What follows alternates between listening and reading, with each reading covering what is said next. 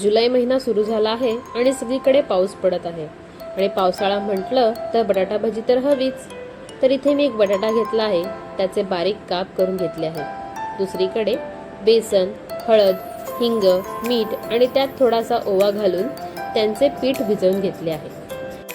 या पिठात आता आपण काप घालून घेऊयात.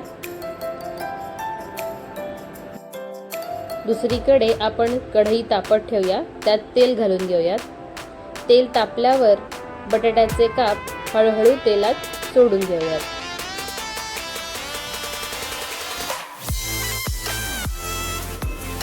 बटाट्याची भजी मस्तपैकी गोल्डन क्रिस्पी होईपर्यंत फ्राय करून घेऊयात. इथे माझी बटाट्याची भजी जवळपास फ्राय करून झाली आहे. आता ती मी एका प्लेटमध्ये काढून घेते.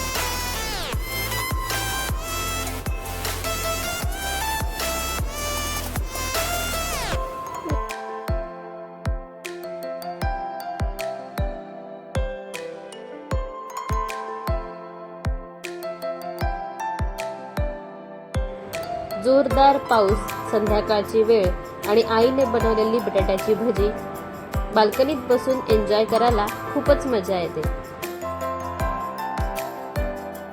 झणझणीत सुक्या चटणी बरोबर बटाट्याची भजी खायला तर खूपच मजा येते.